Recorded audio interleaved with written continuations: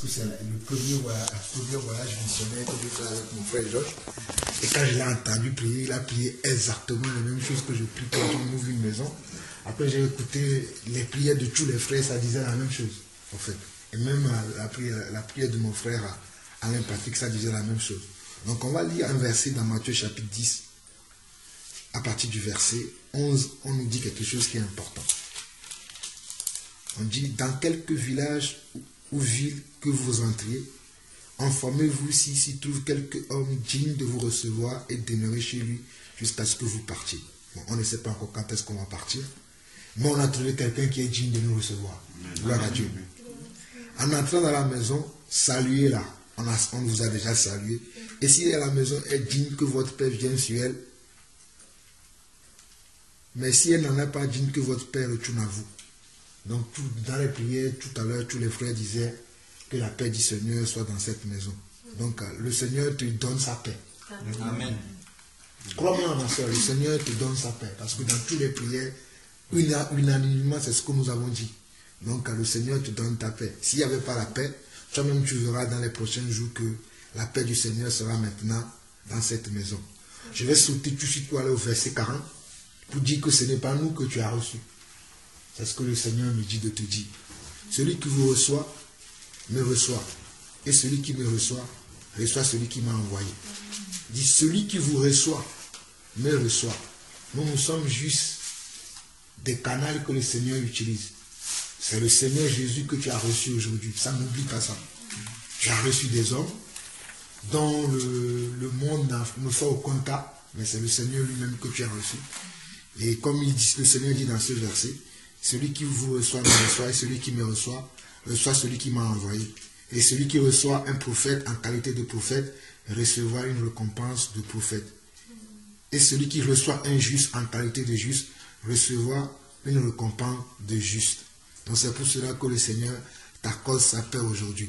Mais maintenant je vais quitter ce verset pour revenir au verset 22.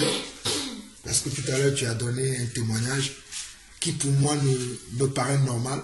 Parce que puisque tu es enfant du Seigneur, c'est des choses qui doivent arriver. Et ce n'est pas le commencement, ce n'est ni la fin. Parce que ça va continuer des choses comme ça. Mais il ne faut pas que tu oublies que c'est la volonté du Seigneur que certaines choses arrivent. Dit, vous serez, verset 22, dit, vous serez haïs de tous à cause de mon nom, mais celui qui persévérera jusqu'à la fin sera sauvé. Toi, tu as voulu ouvrir ta maison pour recevoir les personnes âgées, et en même temps, tu profitais de cette occasion pour leur transmettre l'esprit que le Seigneur t'a donné, et cela n'a pas plu à ceux qui gouvernent cette ville. Mais la Bible dit ici que nous serons haïs à cause de qui? À cause du Seigneur. Donc ne vois pas ça comme si c'est un empêchement, mais tu dois continuer, tu dois persévérer jusqu'à la fin. Même s'il y a des gens qui ne veulent pas que tu continues dans cette attitude que tu as, cet esprit dans lequel tu marches, il faut continuer à marcher dans cet esprit jusqu'à la fin. Parce qu'il y aura toujours de l'opposition. Comme nous-mêmes, nous avons toujours de l'opposition, mais nous devons comprendre que nous ne travaillons pas pour nous-mêmes, mais nous travaillons pour quelqu'un. Et il nous a prévenu que nous aurons ces genres de choses-là. Donc ce n'est pas une nouveauté pour nous. Et je vais finir, comme je disais que c'est trop court, en 2 Corinthiens chapitre 4, verset 16. 2 Corinthiens chapitre 4, verset 16 qui dit, c'est pourquoi nous ne perdons pas courage. Et même si notre homme extérieur s'est détruit, notre homme intérieur se renouvelle de jour en jour. Ça, ce petit verset-là ne m'est pas venu à cœur, mais quand je pensais à la paix, quand les frères sont partis pour chercher la Bible, le Seigneur me dira de compléter cela avec ma soeur pour savoir que même si notre homme extérieur c'est l'apparence, c'est nos sentiments, c'est nos émotions que les gens peuvent voir. Des fois, ça se détruit au vu de ce que les gens peuvent ressentir ou voir. Mais ici, le Seigneur nous dit que notre homme intérieur qui ne se voit pas, qui est l'esprit qui est attaché au Seigneur, se renouvelle de jour en jour. Donc c'est ce que le Seigneur est en train de faire avec toi. Donc ma soeur, sois dans la paix du Seigneur et que la paix du Seigneur soit sur cette maison et sur toute personne qui mettra ses pieds dans cette maison et tu verras la paix. Amen. Au nom de Jésus-Christ. Amen. Amen.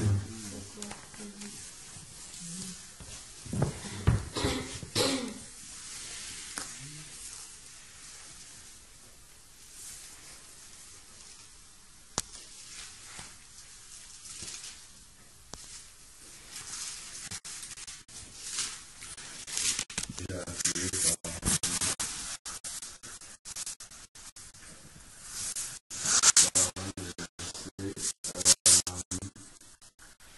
de Matthieu, c'est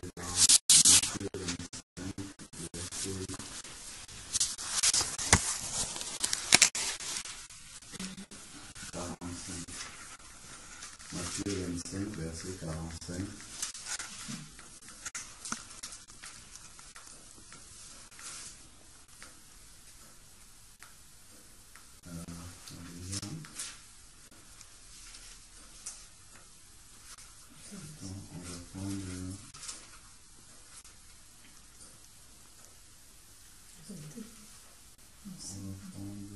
Pas le verset 45, mais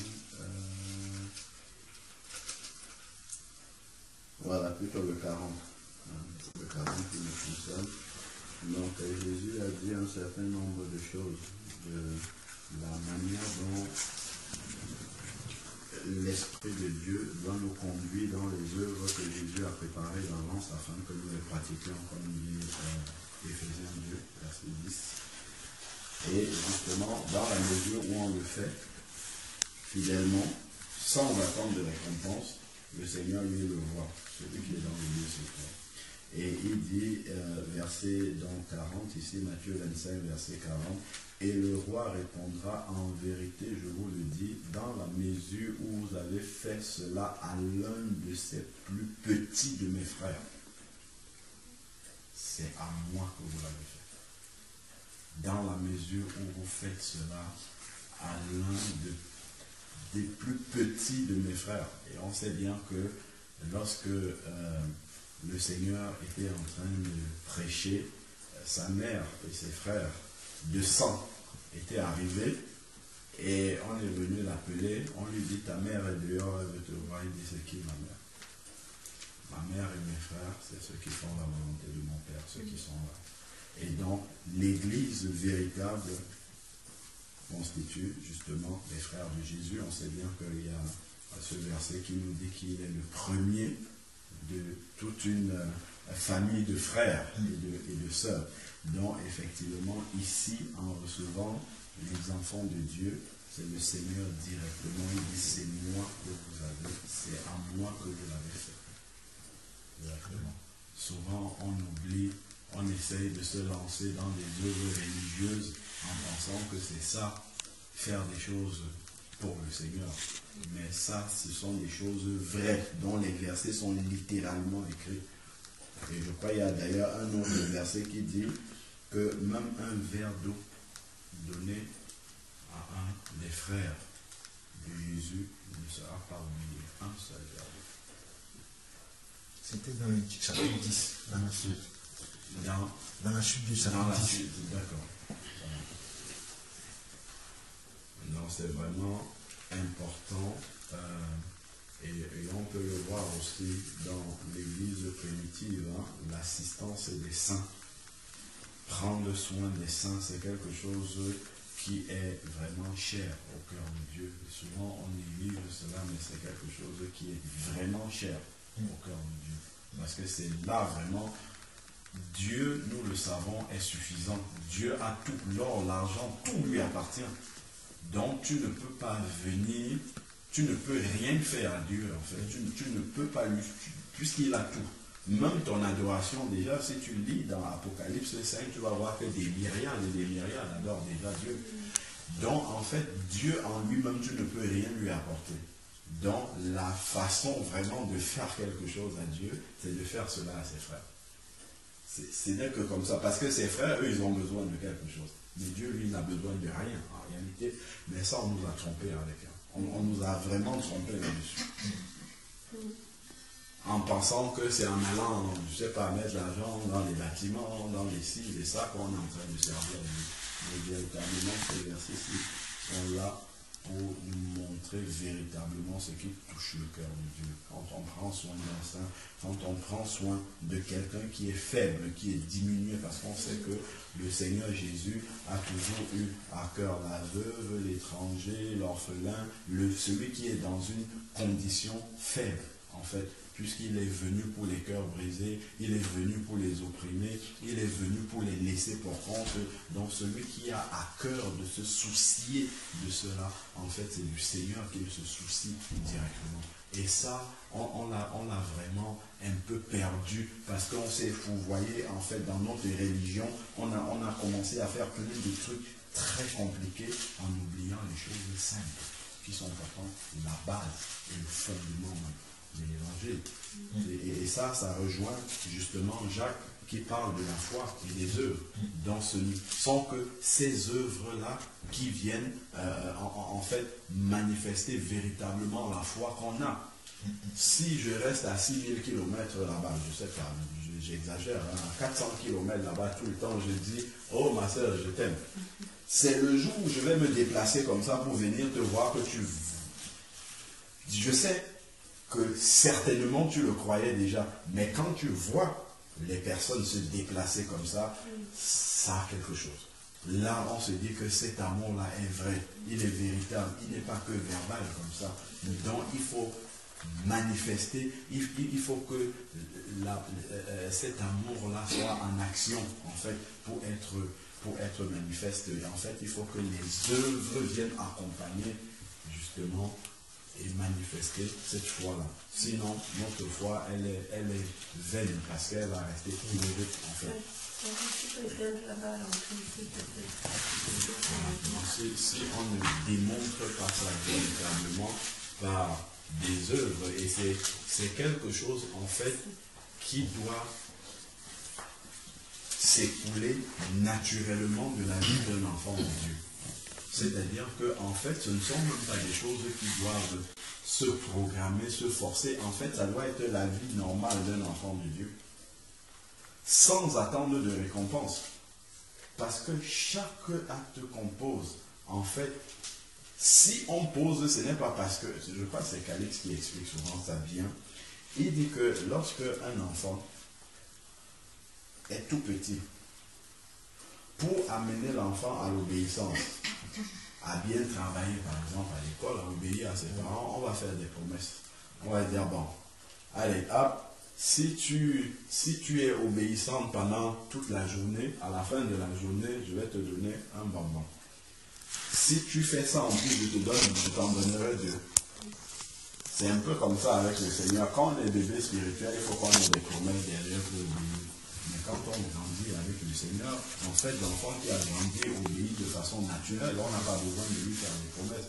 Et ça devient en fait la vie de l'enfant de respecter ses parents, d'obéir à ses parents. De la même façon, en fait, quand le fruit de l'esprit grandit en nous, nous manifestons la nature de Jésus de façon naturelle. Donc quand nous posons un acte, nous n'allons pas dans la chambre pour dire, papa, tu as vu l'acte que j'ai posé là maintenant, j'attends la bénédiction qui correspond. Non, pas du tout. C'est que tu le fais uniquement parce que si Jésus avait été à ta place, il aurait fait la même chose. Tout simplement. Donc en fait, c'est la vie de Jésus, la nature de Jésus qui grandit en toi, qui accomplit ces œuvres-là de façon naturelle.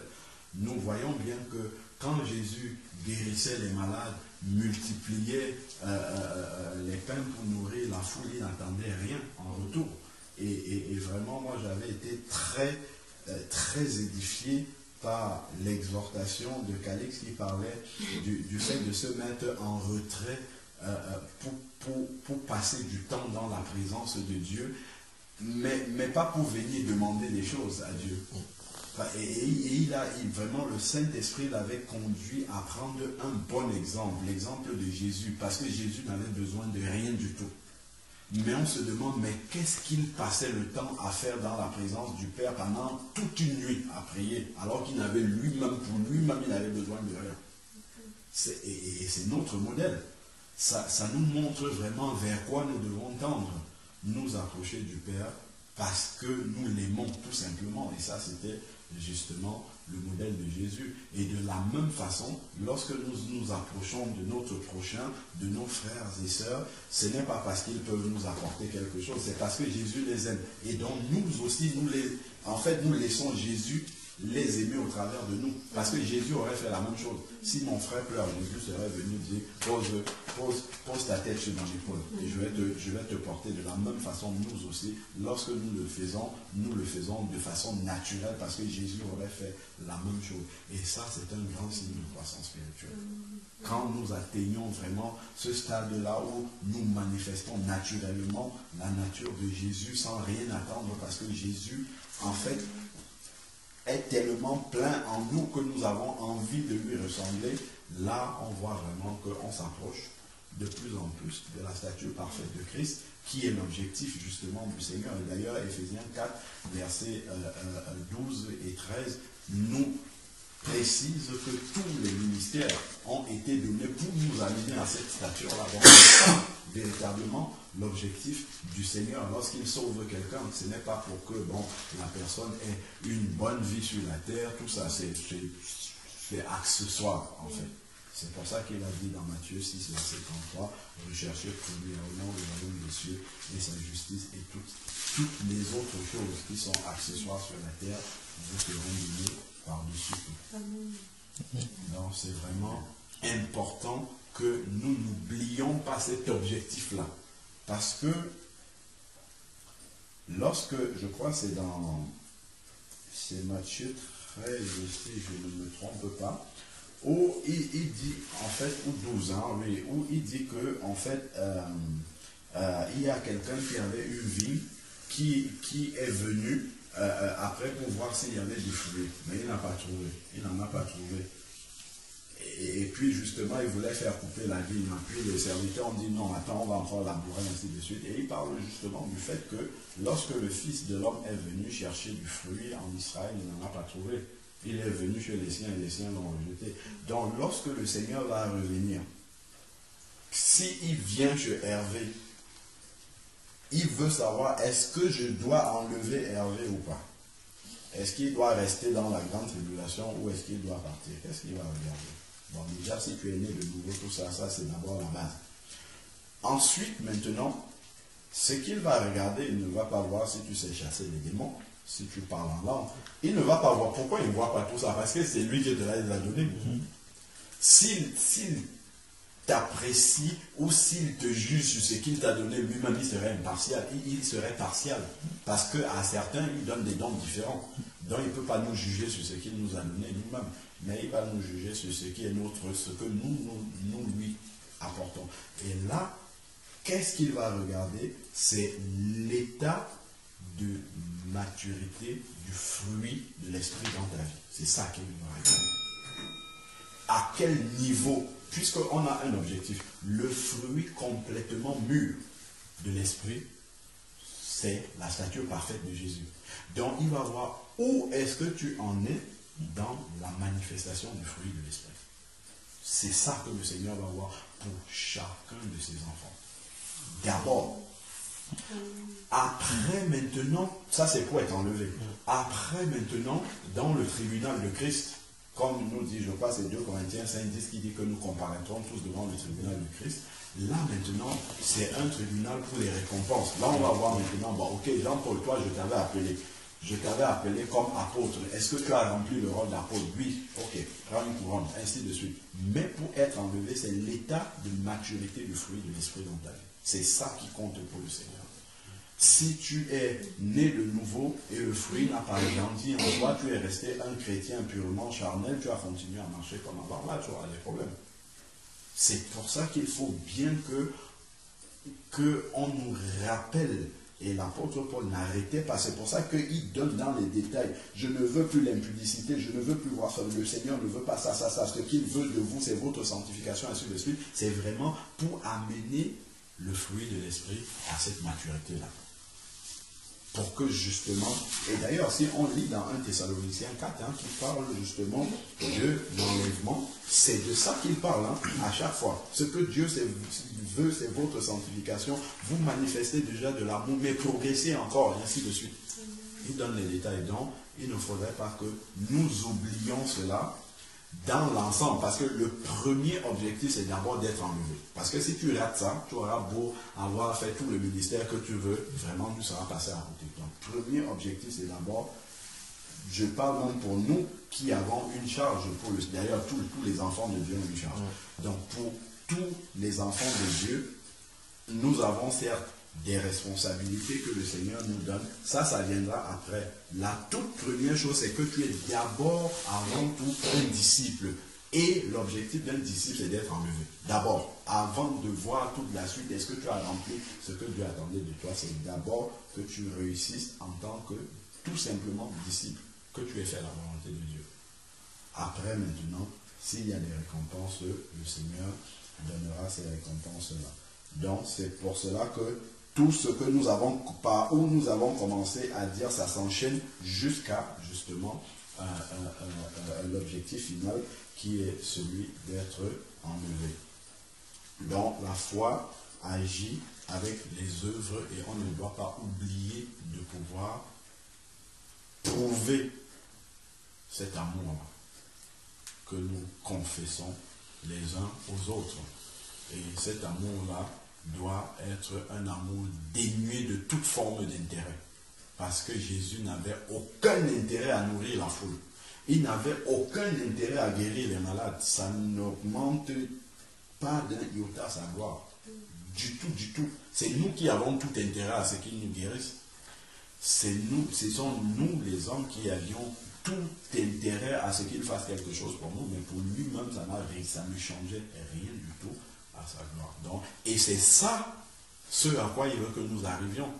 Que nous fassions aussi des choses pour notre prochain qui ne change rien pour nous en réalité, qui ne nous apporte pas plus d'argent dans notre compte, qui ne nous apporte pas plus de joie même dans la vie, parce que tu peux avoir des personnes qui aident parce que ça leur apporte de la joie, ils ont l'impression d'être utiles, ça c'est humain encore. Mais le Seigneur c'est au-dessus de ça en fait, c'est vraiment au-dessus, parce que tu as des personnes qui sont dans ce monde, qui au bout d'un moment voient qu'elles tournent en rond, elles vont peut-être aller s'inscrire dans une œuvre caritative pour être bénévole, pour être utile, parce que bon voilà, on vient travailler au Resto du Cœur, oui, je participe, et ça leur donne l'impression d'aider, de servir, d'être utile, tu vois, et ça c'est humain encore. Parce que nous aussi, nous pouvons tomber dans ce piège-là. C'est encore humain. Mais le Seigneur, c'est vraiment au-dessus, complètement au-dessus de ça. Je me donne pour les autres. En réalité, ça ne m'apporte rien à moi-même, mais je me donne aux autres totalement. Et c'est ça que le Seigneur Jésus a fait. Et c'est ce à quoi vraiment il veut nous amener. Ça, c'est vraiment lorsque on atteint vraiment l'homme fait, comme Paul utilise le terme, l'homme fait. C'est la stature de l'homme fait.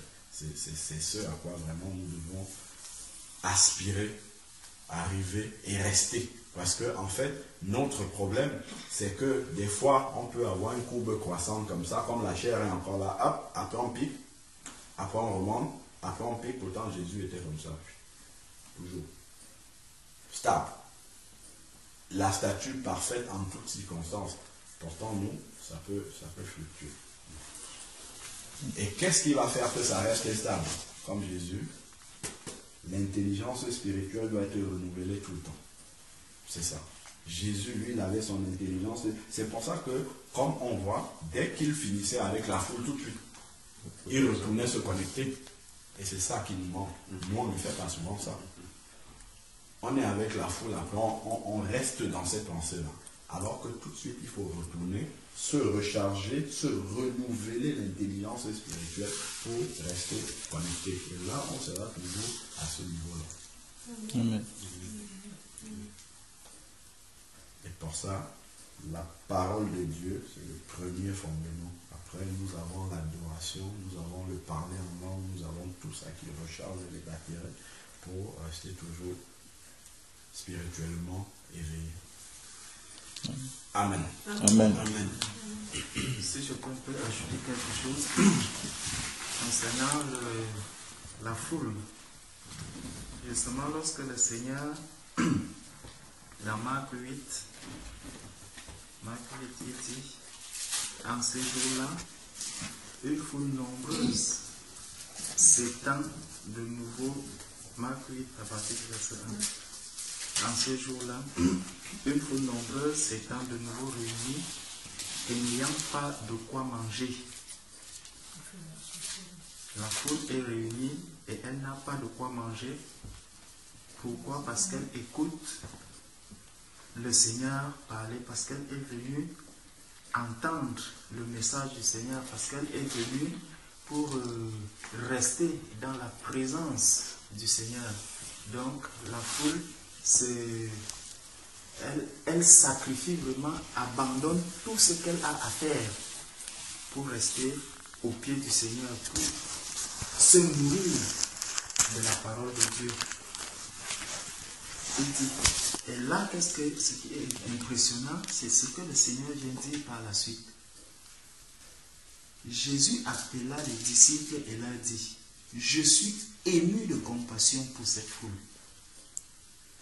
Donc, celui qui va vraiment se sacrifier lorsque le Seigneur voit, parce que le Seigneur a son regard sur chacun de nous.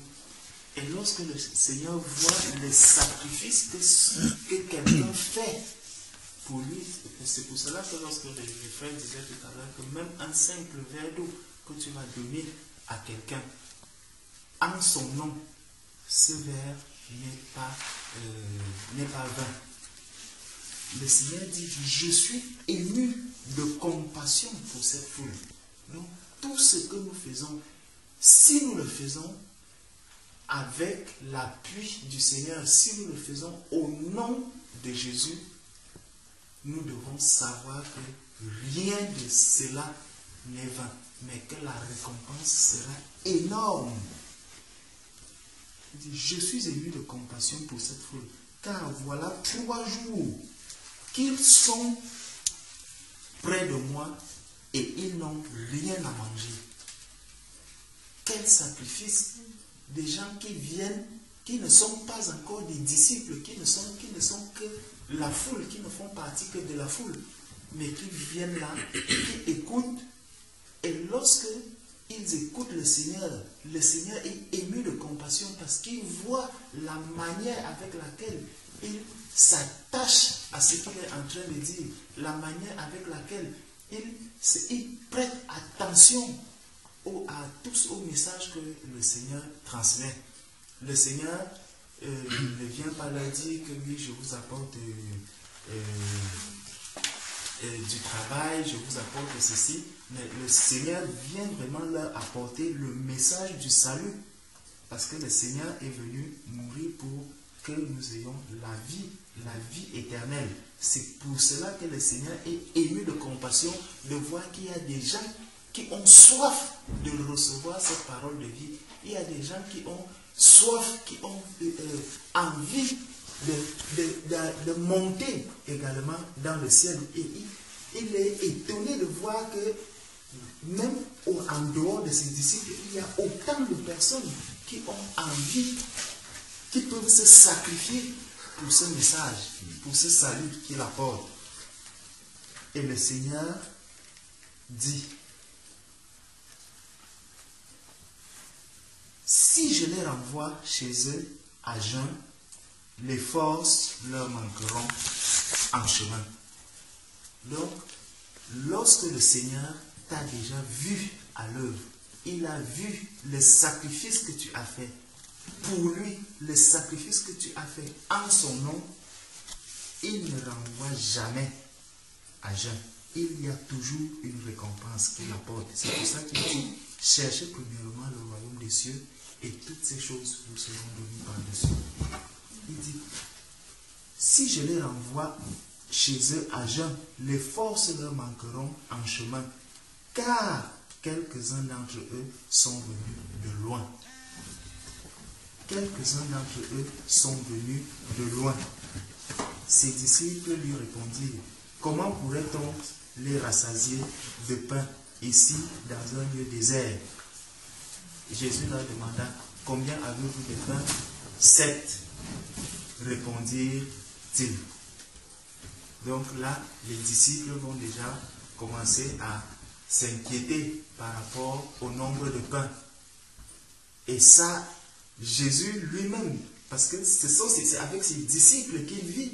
C'est avec ses disciples qu'il marche, qu'il passe de foule en foule. Mais ici, lorsqu'il demande aux disciples, qu'est-ce que vous avez? Ils disent, nous n'avons que 7 pains. Alors il fit asseoir la foule par terre, prit les 7 pains, et après avoir rendu grâce, il les rompit et les donna à ses disciples pour les distribuer, et il les distribuait à la foule. Donc, le Seigneur ici a déjà vu. Prenons maintenant ce qui se passe. Voyons ce qui se passe dans Luc chapitre 19. Luc chapitre 19. Jésus étant entré dans Jéricho, traversait la ville. Et voici un homme riche appelé Zachée, chef des publicains, cherchait à voir qui était Jésus. Donc voilà un riche homme qui cherche à voir qui est Jésus. Mais il ne pouvait y parvenir à cause de la foule, car il était de petite taille. La foule ici, la première foule que nous avons vue, elle avait soif d'entendre la parole du Seigneur. Or, la foule ici, Zachée n'arrive pas à atteindre le Seigneur. Pourquoi? Parce qu'il est de petite taille. Donc, cette foule l'empêche. Et c'est comme ça également que lorsque nous vivons, nous avons des choses, nous avons même des gens qui vont nous empêcher d'atteindre notre objectif qui est de servir notre Seigneur comme cela se doit. Ça peut être les membres de nos familles. Et justement, gardons le doigt dessus. Dans Marc chapitre 6, au verset 4, Jésus nous le confirme, il dit, Marc chapitre 6 à partir du verset 4, il dit, mais Jésus leur dit, un prophète n'est méprisé que dans sa patrie, parmi ses parents et dans sa maison.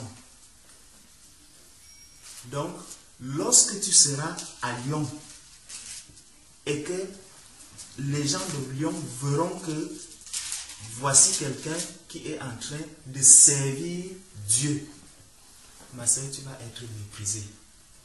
Tu vas être combattu. Dans ta propre maison, les gens qui entendront qu'elle est déjà en train de servir le Seigneur, elle amène des gens pour les faire, pour leur donner, pour leur montrer le chemin du salut, elle fait ceci. Le nom de Dieu, ma soeur, il ne fait pas bon d'entendre à l'oreille. Lorsque quelqu'un entend le nom du Seigneur à l'oreille, ça passe très très mal. Si tu veux faire entendre ce nom, ne t'attends plus à une récompense du monde. Attends-toi maintenant à une récompense divine. Plus une récompense charnelle. Dès que tu entres dans la foule qui est prête à écouter le message du Seigneur, sache que la famine aussi va déjà entrer chez toi. Sache que tu vas déjà passer des journées entières sans manger parce que tu veux écouter ce message, parce que tu veux être sauvé, parce que tu voudrais que les gens soient sauvés, parce que tu vas passer du temps dans le jeûne. Tu vas jeûner non pas seulement pour toi, mais également pour tes enfants, pour ta famille, pour tes parents, pour ton mari, pour tous ceux qui sont autour de toi. Tu vas jeûner pour eux, pour qu'ils reçoivent également le salut. Tu vas jeûner pour des gens même que tu ne connais pas, pour que ces personnes-là aient le salut, pour que ces personnes-là vivent.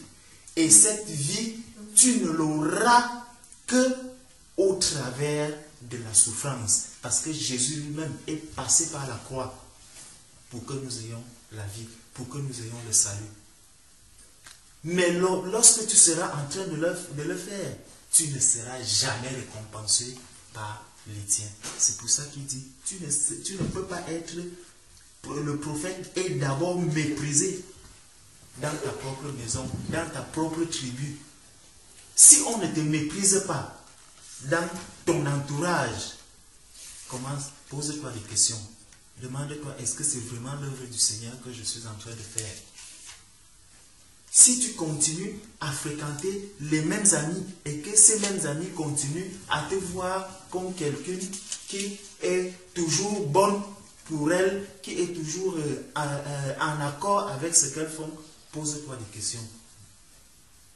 Parce que le nom du Seigneur, lorsqu'il arrive quelque part, il te met affamé, il te laisse affamé. Et lorsque quelqu'un est affamé, il n'a pas le temps d'aller dans les boîtes de nuit parce que tu ne vas pas aller passer 3 jours affamé et puis tu sors de là, tu rentres encore dans une boîte de nuit pour danser. Tu n'auras pas de force pour danser. Donc tu es complètement séparé du monde. Ça prouve que ta place n'est plus là dans le monde, dans le commun des mortels. Tu es déjà à côté, tu es déjà à part. Et étant à part, tu vas être méprisé par tes parents, méprisé par ta famille. Et il dit, il ne put faire là aucun miracle, si ce n'est qu'il imposa les mains à quelques malades et les guérit. Donc, ton rôle maintenant, ce n'est plus de t'attendre à une quelconque récompense de là, mais tout ce que tu as à faire, si quelqu'un est malade, tu lèves les mains, tu pries, tu dis, oh Seigneur, voici ma fille, voici le fruit de mes entrailles qui est malade, guéris, elle trouve la guérison. Amen. Ton mari a un problème, Seigneur, voici, il prie. Et tu pries chaque jour pour que tous soient sauvés, que tous aient le salut. Tu pries pour les personnes qui sont autour de toi. Donc, et il dit donc, et il s'étonnait de leur incrédulité. Donc cela est déjà prévu. Revenons maintenant dans Luc au chapitre 19. Bonjour. Je peux bien aller. Bonjour. Bonjour.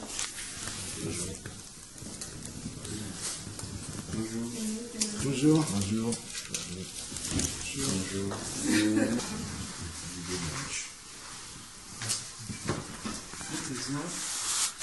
Donc, au verset, revenons à Luc, chapitre 19. Nous étions au verset 3. Voilà.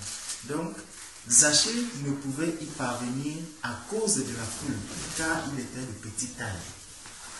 Donc, nous voyons qu'ici, la foule fait obstacle.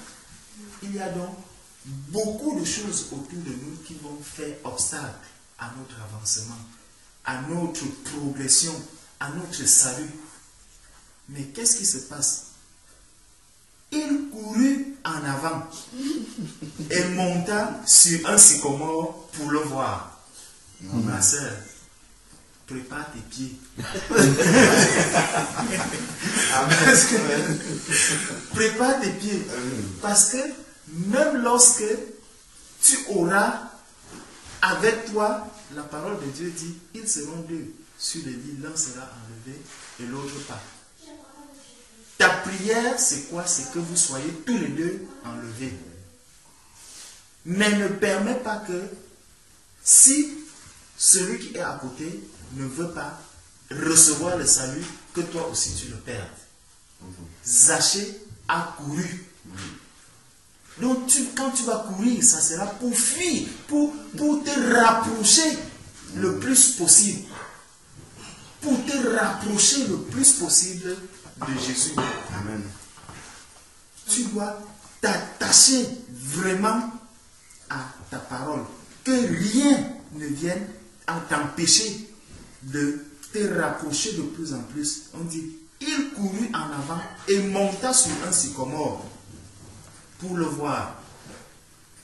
Qu'est-ce que tu dois faire pour que Jésus règne dans ta famille, pour que Jésus règne ici, dans cette maison, pour que Jésus règne, pour que tous ici soient sauvés? Le geôlier, il a reçu le salut étant parce qu'il recevait, parce qu'il il avait Paul et Silas en prison. C'est pour cela qu'il a reçu le salut. Donc, lui, le Seigneur s'est servi s'est révélé à lui alors qu'il détenait 2 prisonniers. Et ce sont ces 2 prisonniers-là qui ont fait qu'ils reçoivent le salut. Ma soeur, toi-même, tu sais par où est-ce que tu dois monter, quel est le sycomore sur lequel tu dois monter pour recevoir ce salut. C'est toi seul qui le connais. Toi seul est capable avec le Seigneur. Il est monté sur un sycomore pour le voir, parce qu'il devait passer par là. Des étapes que tu vas traverser. Lorsque tu restes attaché au Seigneur Jésus, dis-toi que si je passe par ce chemin, si je traverse cet obstacle, vraiment, je sais que c'est mon Dieu qui me permet de passer par ici. Que quelqu'un ne vienne pas te dire, oh vraiment, tu vois, tu es en train de souffrir maintenant à cause de la parole. On t'a bien dit que c'est ça. Bonjour. Bonjour, messieurs. Bonjour, madame. Oui, je t'ai vu, Florent. Avec qui? Je suis avec mes frères en Jésus, mes frères en Christ. Ah bon, d'accord. Que quelqu'un ne vienne pas te dire que ma soeur, pourquoi est-ce que tu es en train de voir, quand tu vois tel genre de souffrance, c'est parce que ton Dieu que tu es en train en qui tu crois, c'est parce que tu es déjà en train de trop prier, parce qu'il y a même beaucoup de personnes qui nous reprochent de trop prier. Quand on va te voir en train de trop prier, on va dire, tu vois, tu lis déjà trop la Bible. Est-ce qu'on lit la Bible comme ça? C'est le message, c'est ce que les gens disent ici dehors. La Bible n'est pas un livre que tu peux lire comme ça. On ne lit pas la Bible comme ça. Tout ce qui t'arrive là, c'est parce que tu lis trop la Bible. C'est parce que tu pries trop. C'est parce que chez toi, avant de me convertir, je savais que lorsque tu écoutes trop les cantiques à la maison, c'est qu'il y aura deuil chez toi. C'est ce qu'on me disait chez moi. Or maintenant, il n'y a que les cantiques. Les chants spirituels qu'on écoute à la maison. Mais lorsque tu vas te mettre à les écouter régulièrement, on va te dire, tu vas déjà amener le deuil. Tu vas déjà amener la mort. Mais justement, je vais tuer ma chair. Donc ma chair est en train de mourir pour que mon esprit vive. Amen. Et ça, ma soeur, il faut savoir que il y a des chemins tortueux par lesquels tu dois passer, parce que le Seigneur même dit que le chemin qui mène à lui est étroit. Et large est le chemin qui mène à la perdition. Donc, si tu veux être dans le chemin large, tu seras tout droit vers l'autre. Mais si tu décides de te rétrécir, d'enlever beaucoup de choses, lorsque tu es avec toi et que tu as 6 sacs sur toi, tu te dis, le sac-ci ne suffit plus. Si je veux passer par ici, que je le prenne et que je dépose tel autre sac, non, je dépose. J'ai même encore un sac devant. Non, même ce sac-ci, s'il faut que je passe de côté, ce sac-ci aussi va serrer. Parce que ici est plus large que lorsque tu te mets de côté. Donc s'il faut passer, le Seigneur dit, le chemin est étroit, il est bien étroit. Et pour y passer, il faut vraiment se débarrasser de beaucoup de choses. Amen. Et seuls les violents pourront y parvenir. Donc, si tu ne te fais pas violence, ma soeur, ça sera difficile. Et il courut en avant en montant sur un sycomore, parce qu'il devait passer par. Lorsque Jésus fut arrivé à cet endroit, voilà. Vous voyez, voici au moment où Jésus arrive. Donc, Zachée a déjà fait tout ça. Maintenant, avant même que on ne nous signale la présence de Jésus. Il dit, lorsque Jésus fut arrivé à cet endroit, il leva les yeux et lui dit, Zachée, le Seigneur a vu tout ce qu'il a eu à faire. Le Seigneur lui dit, il lève les yeux et lui dit, Zachée, hâte-toi de descendre, car il faut que je demeure aujourd'hui dans ta maison. Amen. Hâte-toi de descendre, tu as déjà trop souffert. J'ai vu ta marche, j'ai vu comment tu as couru, j'ai vu comment tu es monté sur le sycomore. Tout simplement parce que tu me cherchais. Zachée, maintenant, descends, je vais entrer chez toi. Amen. Ma soeur, le jour que le Seigneur entre chez toi, il entre, ce n'est pas pour perdre son temps. Le Seigneur n'entre jamais chez quelqu'un pour perdre du temps.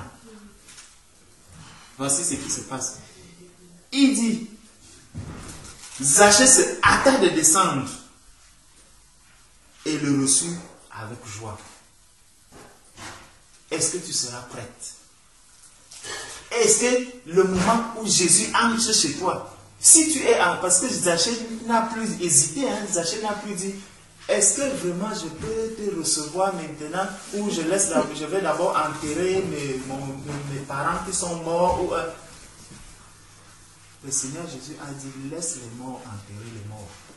Viens avec moi. Zachée se hâta de descendre et le reçut avec joie. Et ma soeur, merci parce que tu nous as reçus avec joie. Amen. Merci pour la paix. Voyant cela, tous murmuraient et disaient, il est allé loger chez un homme pécheur. C'est vous qui dites qu'il est pécheur.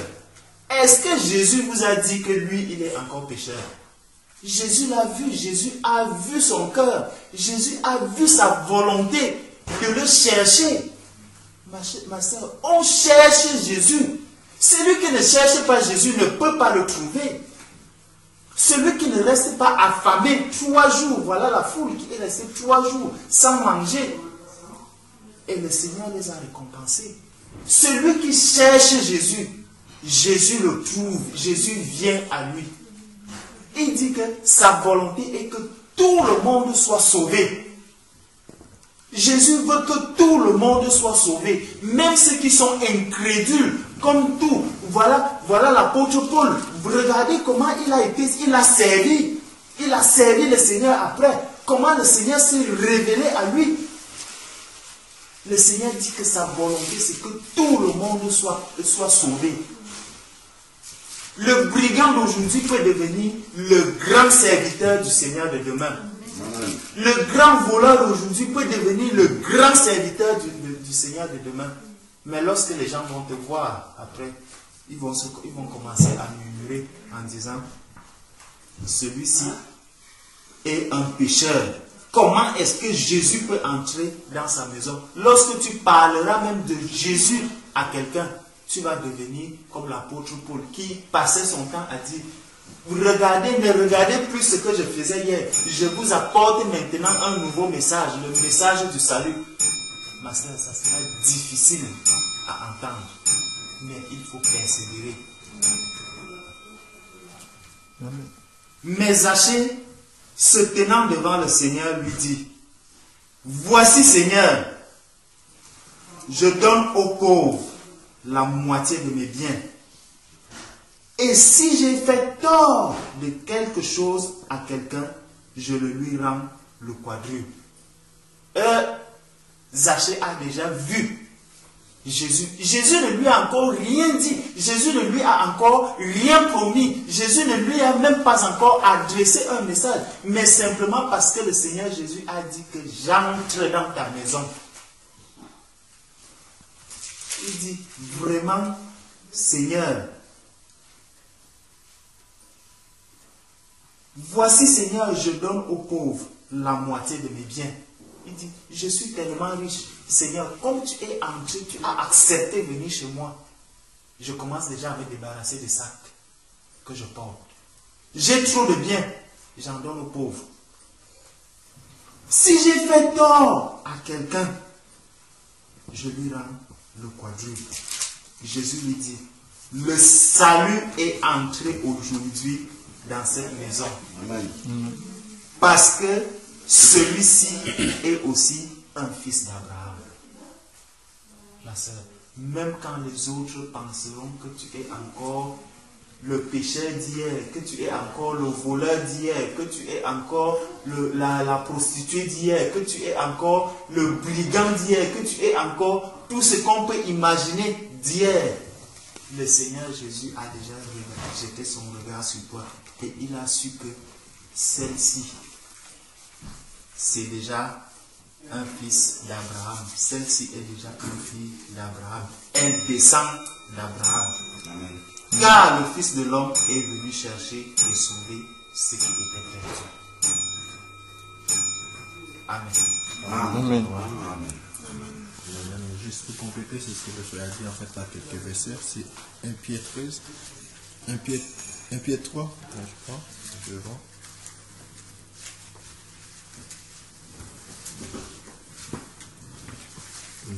Excusez-moi, c'est le 1 Pierre 4, verset 13. 1 Pierre 4, 13. Oui.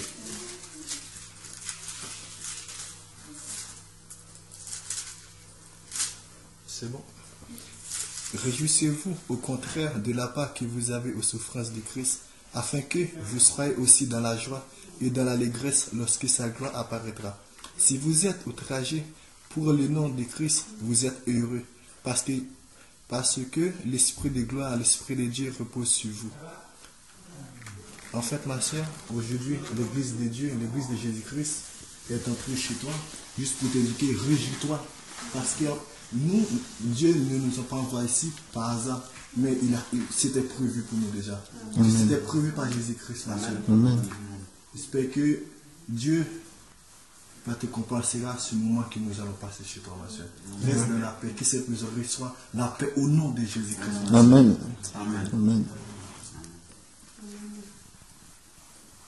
Je vois que le Seigneur vraiment fortifie l'esprit conduit dans le sens de vraiment la fortification. Et je vais partager 2 versets dans ce sens-là. Je vais prendre Matthieu 10 que le frère avait commencé tout à l'heure. Et vraiment le Seigneur veut te dire que tu ne craignais rien. Et les versets qui nous sont arrivés dans Matthieu chapitre 10, verset 28. Que dit le Seigneur? Ne craignez pas ceux qui tuent le corps et qui ne peuvent tuer l'âme. Craignez plutôt celui qui peut faire périr l'âme et le corps dans la géhenne. Ne vend-on pas 2 passereaux pour 1 sou? Cependant, il ne tombe pas un à terre sans la volonté de mon Père. Et même les cheveux de votre tête sont tous comptés. Ne craignez donc point, vous valez vous valez beaucoup plus que 2 passereaux. Alors ma soeur, tu vois, le Seigneur dit que même les cheveux de ta tête sont comptés. Amen.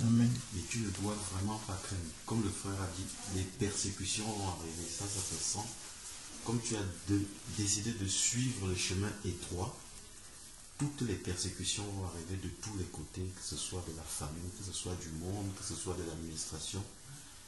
Et les menaces même vont arriver.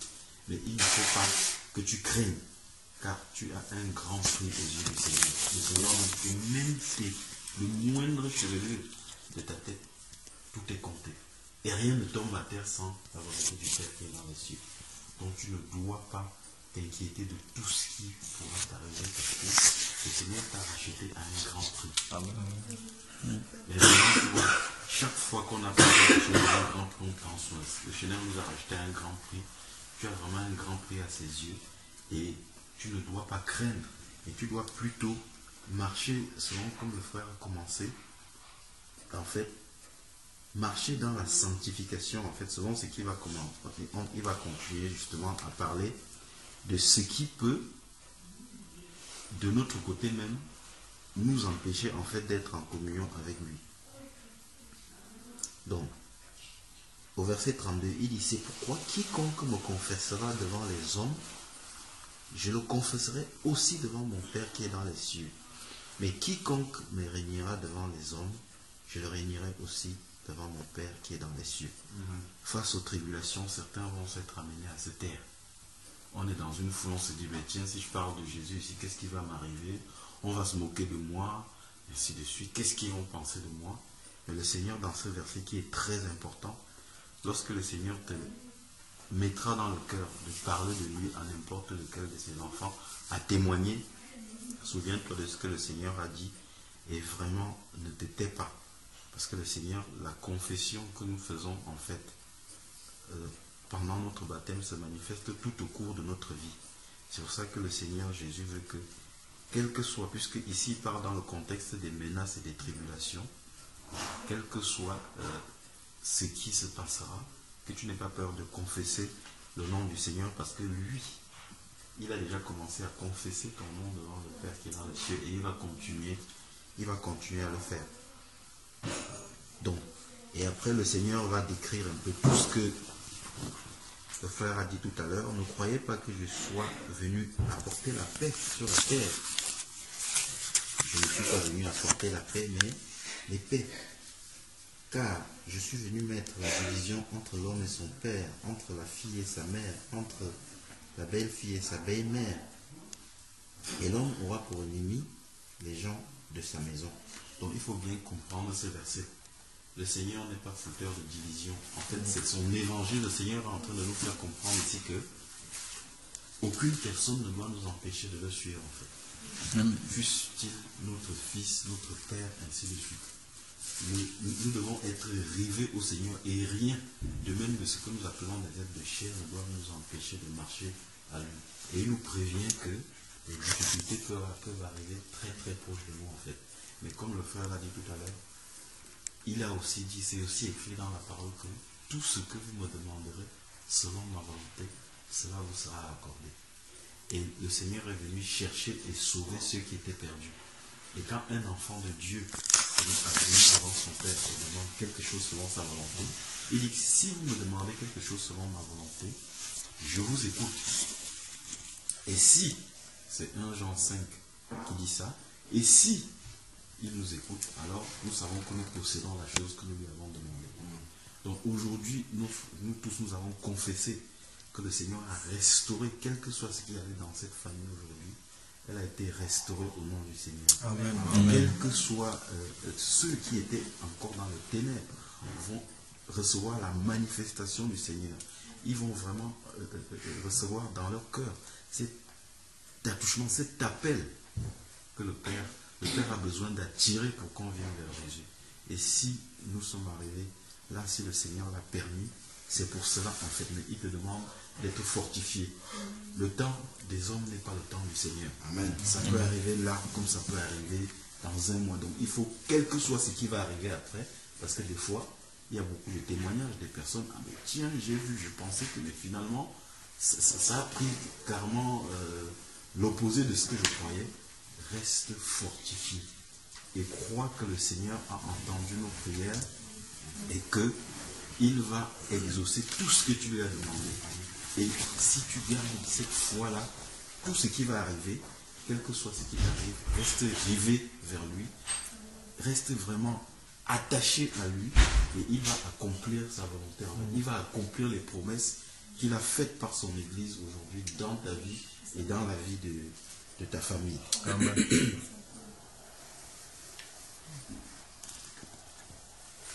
Alors, on va aller directement au verset 38 pour appuyer ce qu'on dit. Celui qui ne prend pas sa croix et ne me suit pas n'est pas digne de moi. Celui qui conservera sa vie la perdra, et celui qui perdra sa vie à cause de moi la retrouvera. Bon, ça c'est vraiment les démarches que nous devons faire d'un point de vue personnel. Souvent, pour un confort de vie, on peut être amené à faire des compromis en ce qui concerne la suite avec le Seigneur. On peut être amené à faire des compromis de confort de vie. C'est de ça que le Seigneur parle ici. Même si des décisions pour suivre le Seigneur doivent amener des impacts dans ce que nous considérons comme vital, nous devons mettre ça de côté pour suivre Jésus. C'est pour ça qu'il dit ici que celui qui perdra sa vie pour moi la retrouvera. Notre vie ne doit plus avoir aucune importance devant le Seigneur. Parce que le Seigneur veut que nous ayons entièrement confiance en lui. La notion de Père est quelque chose vraiment d'important ici. Quand Jean, au chapitre 1, va nous dire à ceux qui ont cru, il leur a donné le pouvoir de devenir enfants de Dieu. Et 1 Jean, chapitre 3, verset 1, qu'est-ce qu'il dit? Voyez de quel amour le Père nous a aimés pour que nous soyons appelés enfants de Dieu. Et souvent, par nos inquiétudes et nos soucis, nous faisons de Dieu un Père indigne en fait. Le Père prend soin de ses enfants, nous aussi méchants que nous sommes. Comme le dit les évangiles, nous savons prendre soin de nos enfants. Et c'est cela que le Père veut que nous ayons, cette quiétude de l'enfant de Dieu, quelle que soit la fournaise qui est autour de nous. Le 1 Pierre 4, je voulais le lire, le frère l'a bien lu. Quelle que soit la fournaise qui est autour de nous, en fait, il veut que nous soyons dans la paix, sachant que nous sommes les enfants du grand roi Il nous aime et il va s'occuper de nous. C'est pour ça qu'il demande de porter sa croix et de le suivre. Nous aurons des tribulations, mais ce sera dans la joie, comme l'apôtre le dit, l'apôtre Paul le dit. Réjouissez-vous toujours dans le Seigneur, réjouissez-vous. Pourquoi? Parce qu'il regardait la rémunération, il regardait le prix. Parce qu'aujourd'hui, nous savons ce que le Seigneur a fait pour nous. Nous sommes délivrés de la colère à venir. C'est vraiment de cela dont nous avons été délivrés. Il est écrit que le Seigneur vient. Jésus dit dans Luc 17 que ce qui arriva du temps de Noé va encore arriver. Ce qui arrivera du temps de Lot va encore arriver. Et quand cela arrivera, Jésus qui est l'arche de Noé pourra enlever son église avant que la catastrophe ne s'abatte sur la terre. Et c'est cela, c'est ce grand prix que le Seigneur a payé pour nous délivrer de la colère à venir. Alors qu'est-ce que peut nous faire un homme sur cette terre pour que nous oublions cela? C'est pour ça que les disciples, aussi bien en prison, aussi bien dans les persécutions, dans la prison avec le geôlier, ils étaient en train de chanter. Ils étaient en prison, menottés, en pleine nuit, après avoir été battus. Ils chantaient les louanges du Seigneur. Et on a vu comment le Seigneur s'est glorifié et toute une famille a été sauvée en une nuit. Donc vraiment, le Seigneur nous appelle à être arrivé à cela, à comprendre finalement le grand prix de ce qu'il a fait pour nous, de voir ce qui arrive et finalement de considérer, peut-être pas pour néant, mais la vie sur cette terre, comme le dit Pierre dans 1 Pierre, nous sommes des pèlerins sur cette terre. Et nous devons accomplir uniquement l'œuvre du Seigneur et nous arriver vraiment à cela et survivre à toute persécution. Et dans Marc 9, il va continuer l'avertissement en disant, si ta main est pour toi une occasion de pécher, coupe-la et jette-la loin de toi, car il vaut mieux pour toi de rentrer dans le paradis manchot que d'être jeté avec tous tes membres dans la géhenne éternelle dont le Seigneur nous appelle à... Il prend des exemples forts pour nous montrer que rien ne doit nous amener encore à pécher contre le Seigneur. Quand nous avons compris le prix, ce qu'il a payé pour nous, que le grand roi a quitté son trône pour livrer, il a été livré, il a été châtié à notre place, il est mort, il a versé son sang. Le Père donne son Fils pour qu'il meure. Aucun homme ne peut faire ça. Le Père livre son Fils à la mort comme ça. Pour nous, il est écrit que Christ, Dieu prouve son amour pour nous en ce que Christ est mort pour nous quand nous étions encore des pécheurs. Alors vraiment, quand nous avons ces pensées-là, nous comprenons que la vie sur cette terre n'est qu'un passage et que nous devons vivre, comme le dit 1 Corinthiens 10:31, tout ce que nous devons faire. Chaque fois que nous posons un acte, posons-nous la question si c'est pour la gloire de Dieu. Quoi que nous fassions, vraiment, soyons connectés au Seigneur Jésus pour nous poser la question, est-ce que Jésus aurait fait ceci? Est-ce qu'il aurait fait cela? Est-ce que le disciple aurait fait ceci? Est-ce que ceci plaît au Seigneur? Et cette démarche-là est agréable au Seigneur parce que dès qu'on se pose ces questions, le Saint-Esprit répond immédiatement. Et si on était en train de sortir de la voie, on est ramené. Mais la différence, c'est ça la différence entre nous et les païens. Le païen va pécher sans aucun acquis de conscience. Il va tout faire sans vraiment être dérangé. Pourtant, le chrétien, avant de poser un acte, parce qu'il ne s'appartient plus à lui-même, Paul dit que vous ne vous appartenez plus à vous-même, car Christ vous a racheté. Aujourd'hui, nous appartenons. Chaque fois que nous posons un acte, nous nous demandons si ceci est agréable à notre roi, à notre Seigneur, à celui que nous appelons Seigneur. Donc vraiment, sois fortifié, ma soeur. J'ai la conviction que ce que le Seigneur a promis dans le Seigneur aujourd'hui va être accompli. Amen. Tout ce qu'il a promis pour la confession, pour la sanctification, pour la cohésion familiale et pour le Saint-Esprit. Pour ma part, j'ai ressenti le Saint-Esprit descendre ici tout à l'heure quand nous prions.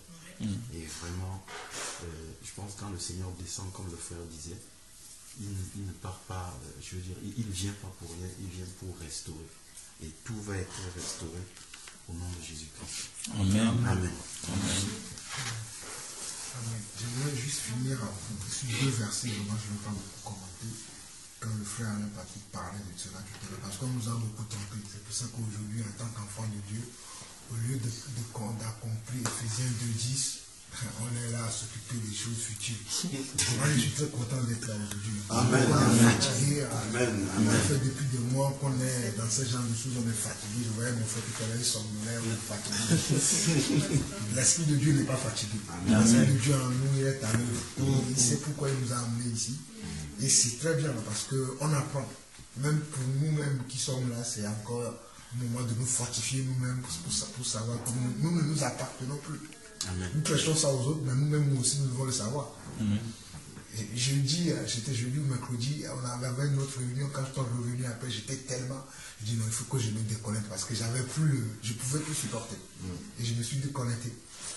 C'est ça, parce que l'esprit était, j'ai l'esprit et moi-même, j'étais fatigué.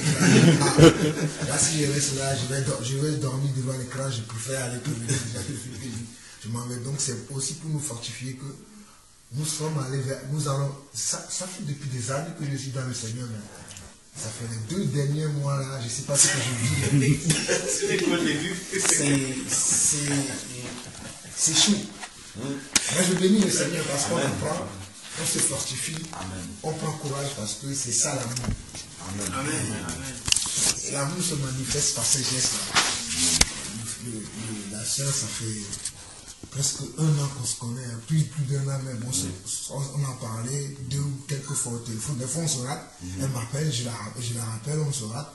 Mais si j'avais pas l'amour, je dirais, quand la dernière fois on disait, oh, on va aller voir les frères, et quand la sœur s'est proposée, je dirais, on va aller faire quoi là-bas? On se connaît même pas, non mais nous on va aller. Mais je me suis dit, ah non, on va passer comme tu l'as dit aussi. Donc c'est très important, j'aimerais lire un verset qui parle de ça. C'est ce que les apôtres faisaient. Amen. Donc dans Romains 14, à partir du verset 26,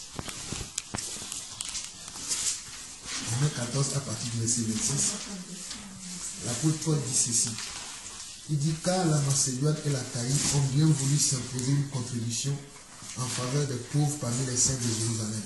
Elles l'ont bien voulu et elles le leur devaient, car si les païens ont eu part à leurs avantages spirituels, ils doivent aussi les assister dans les choses matérielles.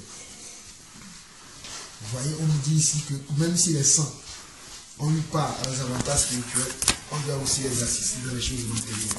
Les choses matérielles dont l'apôtre Paul parle ici, c'est bien sûr l'argent, tout ce que les gens auront besoin, mais les gens ont besoin aussi de savoir qu'ils sont aimés. Les gens ont besoin de savoir aussi qu'ils ont des frères. Parce que comme le frère disait tout à l'heure, on est à Paris, on se voit cascade. Oui, on t'aime. Mais il faut que cet amour-là soit trouvé matériellement. Et je bénis aussi les frères parce que on s'est contribué de l'argent tout de suite. On s'est dit, bon, voilà, on va aller visiter nos frères. On va quitter ici tout à l'heure, on va aller à Est en province aussi pour voir les frères.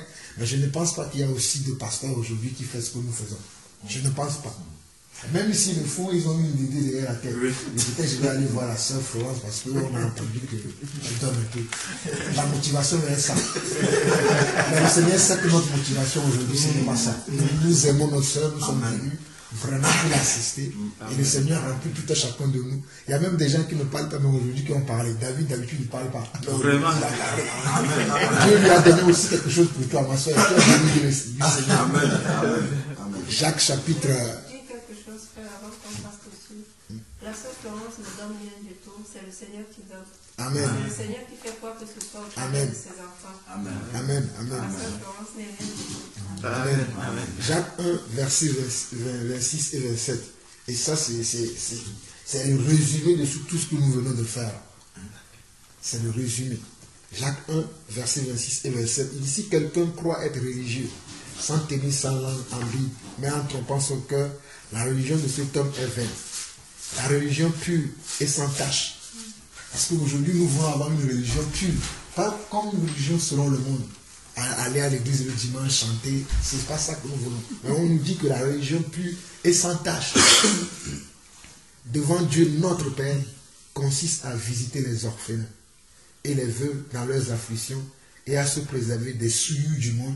Et les souillures du monde, c'est la sanctification, bien sûr. Mais à aller visiter les orphelins, à visiter les veuves, à visiter ceux qui ont besoin d'avoir de l'affection de leurs frères, et savoir qu'ils ont d'autres frères. Et c'est pour ça que l'apôtre Paul, quand on voit le livre des Actes des Apôtres, le chapitre 17, 16, l'apôtre Paul va dire aux autres, allons voir les frères que nous avons laissés dans les autres vies pour voir où sont l'état de leur foi, où sont l'état de leur vie.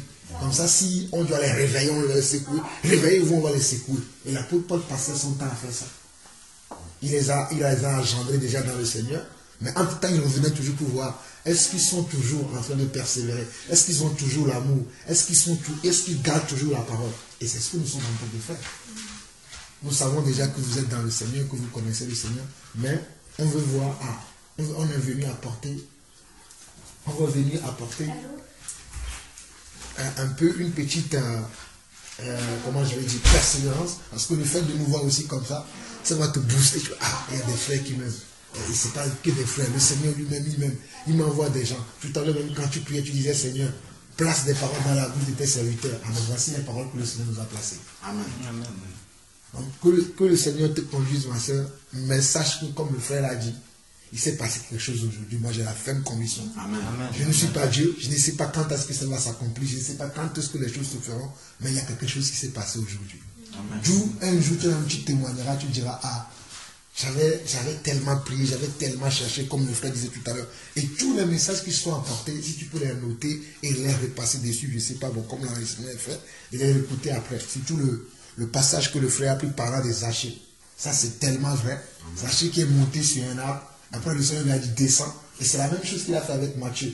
Matthieu, il était un douanier qui était assis. Et le Seigneur l'a pris, il est parti chez lui. Et il mangeait avec lui. Les gens disaient, mais c'est pas Jésus qui est en train de manger avec le douanier là. Et c'est ce jour-là que le salut aussi est entré dans la vie de Matthieu. Et Matthieu est devenu un apôtre.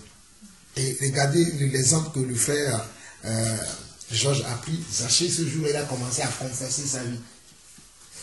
Il ne connaissait pas le Seigneur, mais il avait déjà la pratique. Et quand il a parlé, le Seigneur a confirmé que voici un fils du royaume.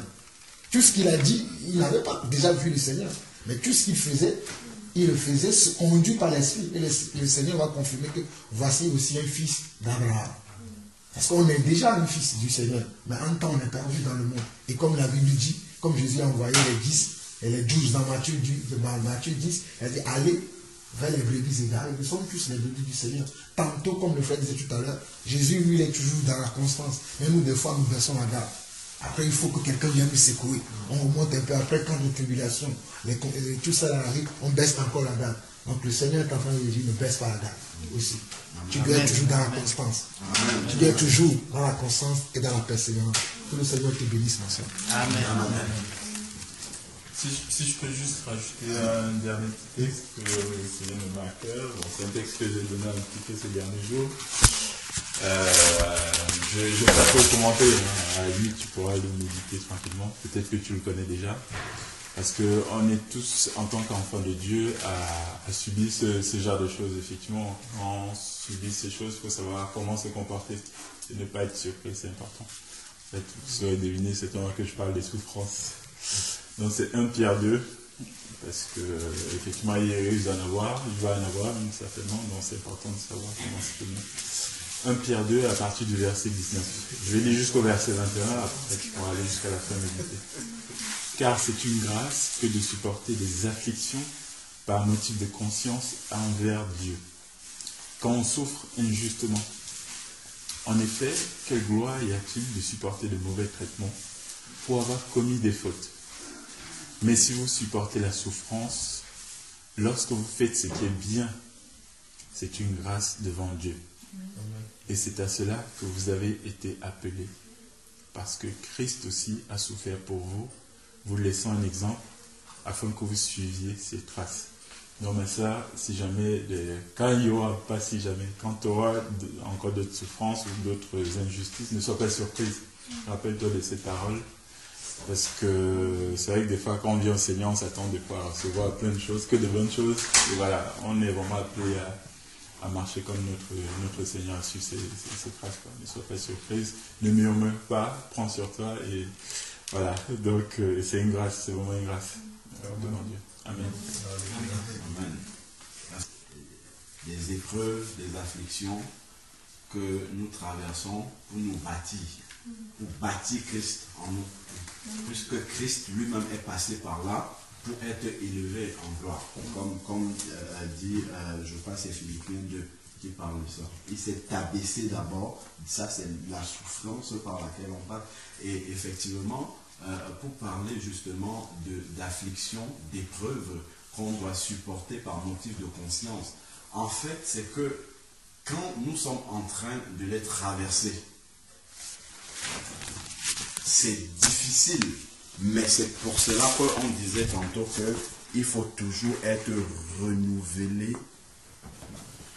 renouvelé dans son intelligence.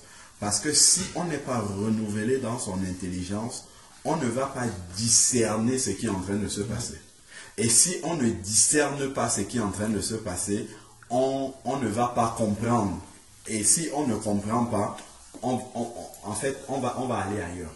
On ne va pas aller dans ce que le Seigneur veut que nous voyions. Parce que souvent, il peut avoir une situation et c'est juste un petit quelque chose qui n'est pas encore net dans notre progression avec le Seigneur. Et le Seigneur permet cette situation-là juste pour amener à niveau cet aspect-là de notre vie et après la tribulation passe. Mais tant qu'on n'a pas compris, on reste dans l'épreuve. Et ça, il le fait par amour. Parce qu'on a besoin de ça. Et des fois, on traverse certaines épreuves parce que le Seigneur sait que devant, nous aurons besoin de ce que nous aurons acquis sur cette petite épreuve-là. Parce qu'il y en a une grande qui nous attend devant. Donc, il nous prépare comme ça. Et comme on dit, hein, en fait, pour le Seigneur, ce n'est pas la taille de l'épreuve qui est un problème. On sait que peu importe la situation qu'on est en train de traverser, le Seigneur est capable. Tu as souffert pendant 40 ans de quelque chose, le Seigneur peut arrêter ça en 1 heure de temps. Ça, ce n'est pas un problème pour lui.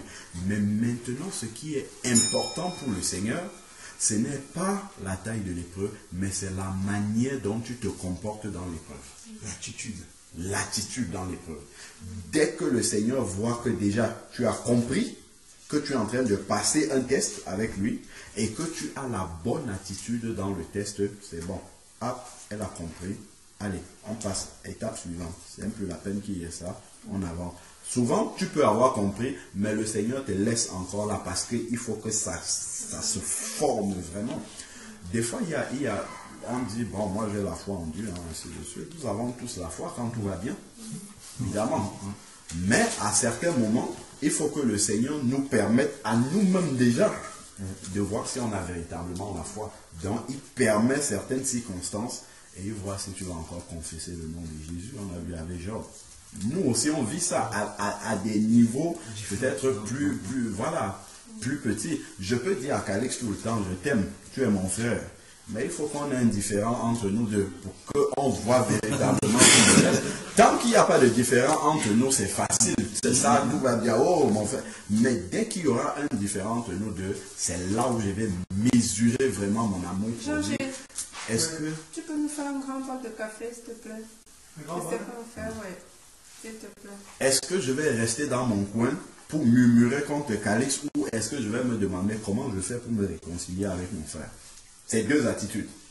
Et l'attitude que j'aurai dans cette circonstance-là va me montrer si j'aime véritablement mon frère. Parce que là, on n'est plus dans des circonstances où c'est facile d'aimer. Ça devient compliqué. Et c'est comme ça que le Seigneur nous apprend sur nous-mêmes. Parce qu'on a un objectif, hein, comme on a dit tout à l'heure, la stature parfaite de Christ. Mais au fur et à mesure de notre marche avec le Seigneur, l'épreuve même nous révèle à quel niveau nous en sommes dans cette croissance-là.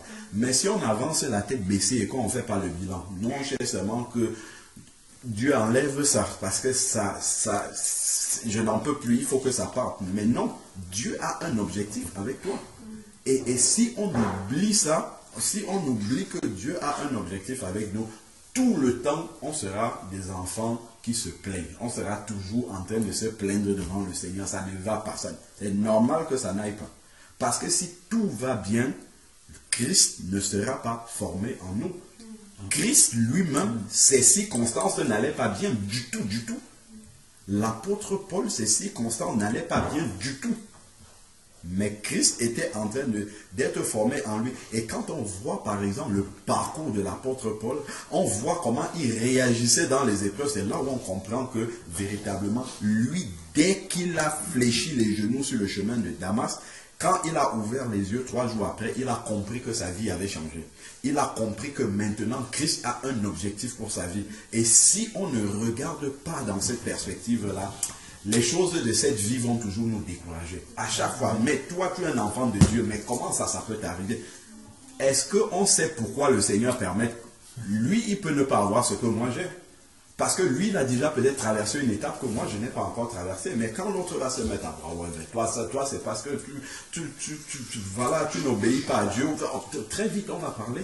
Mais souvent, il faut se garder de parler parce que Dieu est peut-être en train de travailler quelque chose où il veut que je me rende compte d'une faiblesse que j'ai, que je la corrige et que j'avance avec lui. Et ça, c'est vraiment important à chaque fois de voir toujours comment nous avançons avec Dieu. Et lorsque nous comprenons bien le but des épreuves par lesquelles nous passons, le Seigneur permet que nous passons, et lorsque nous sortons vraiment victorieux, en général, le Seigneur va amener des personnes qui passent par là, jusqu'à nous, pour que notre expérience puisse leur être bénéfique. En général, c'est comme ça. Si Dieu n'amène pas, c'est que nous n'avons pas réussi en fait l'épreuve. En général, c'est comme ça. Donc, ce n'est que dans ce sens-là qu'on peut se réjouir. Je crois que c'est le frère Charles qui disait que lui, il se réjouit quand il est dans l'épreuve. Et un autre pasteur là, qui disait, quand il est dans l'assemblée, il y a tellement de problèmes, il ne sait plus où mettre la tête. Je me réjouis de voir comment le Seigneur va se glorifier. Bon, pour parler comme ça, il faut déjà avoir atteint un certain degré quand même de recul, parce que c'est naturel pour nous de voir les choses avec les yeux de la chair. Parce que en général, dans l'épreuve, la chair souffre énormément, mais l'esprit, lui, se fortifie. Et c'est difficile pour nous de voir avec les yeux de l'esprit. C'est très, très difficile. Hein. Surtout quand c'est nous-mêmes qui traversons l'épreuve. C'est plus facile quand on est à côté et qu'on peut conseiller celui qui a... Mais mon frère, ma soeur, mais vois avec les yeux de l'esprit. Mais quand toi-même, ça peut t'arriver. Là, tes yeux de l'esprit seront fermés. Tu vois? Parce que nous sommes encore dans la chair, un peu, mais le Seigneur veut que nous laissions de plus en plus la chair de côté et que nous voyons avec les yeux de l'esprit. Ça c'est important. C'est important de voir vraiment que le Seigneur travaille dans la durée.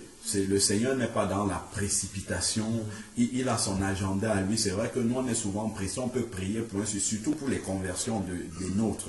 On est souvent impatients, ainsi de suite.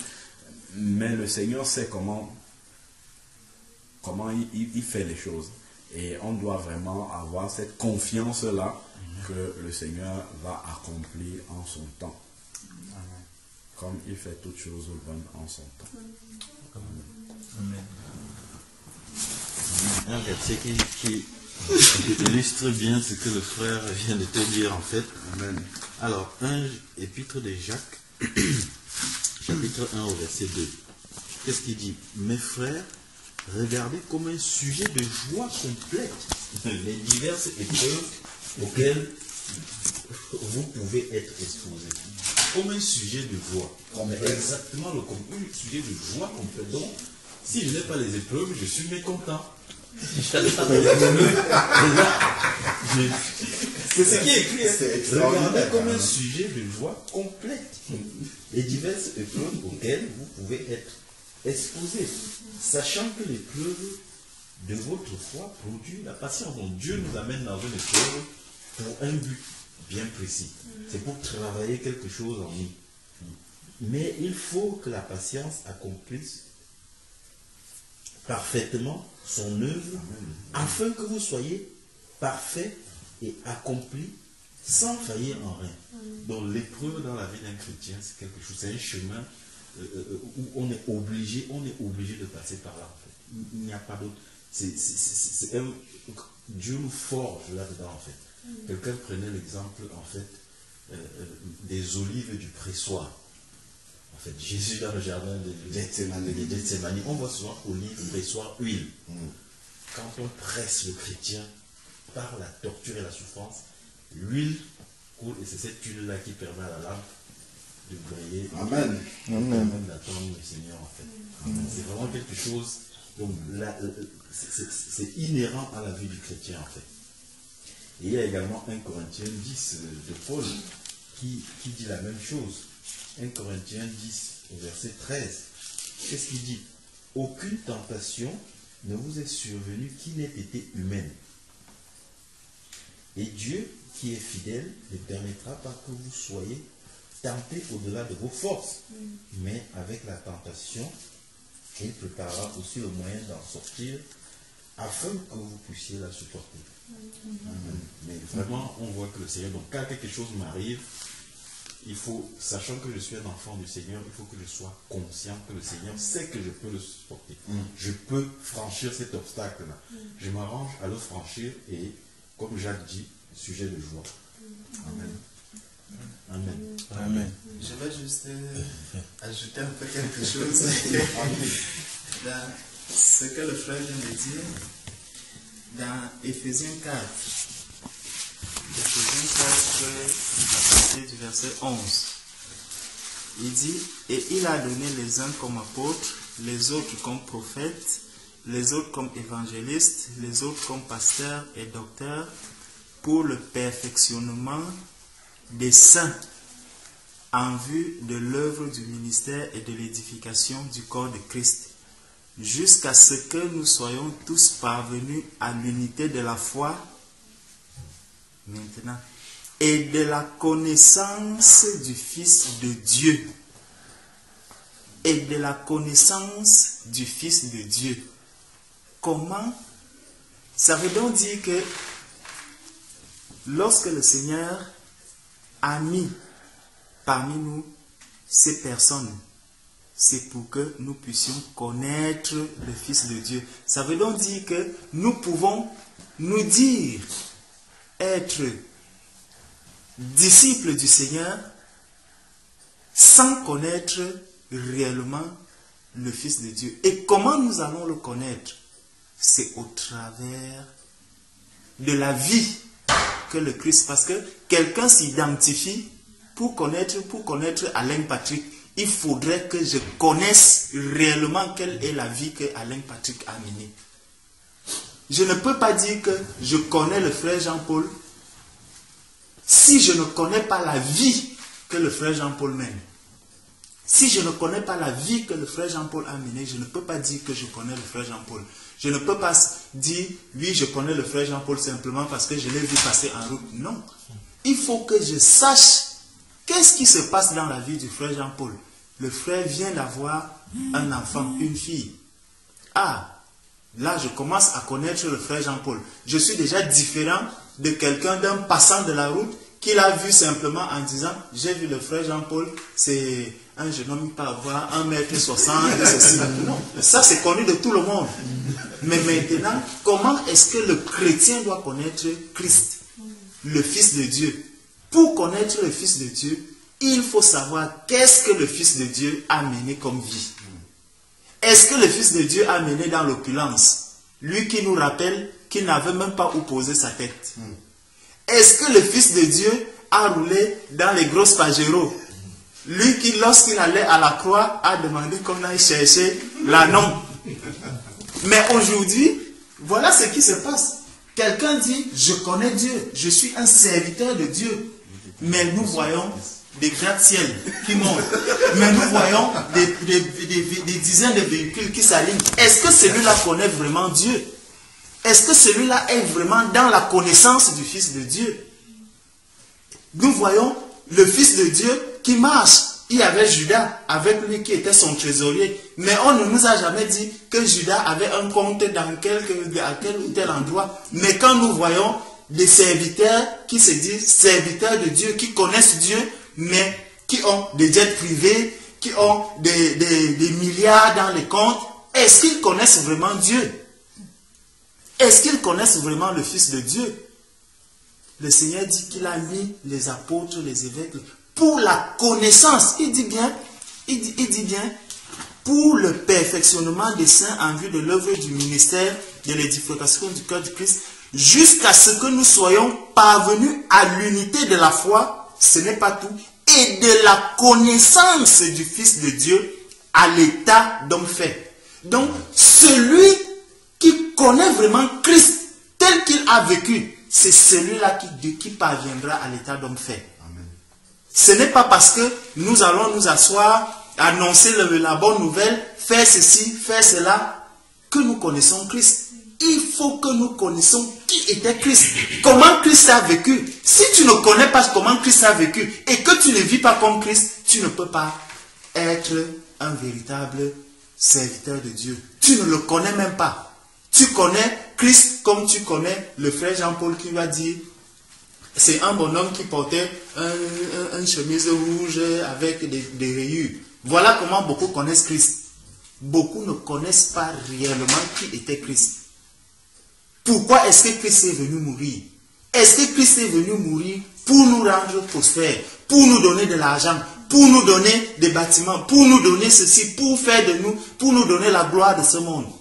Jésus en aucun moment n'a voulu qu'on le nomme ministre, il n'a jamais voulu qu'on le nomme chef d'État, il n'a jamais voulu qu'on le fasse ceci dans ce monde.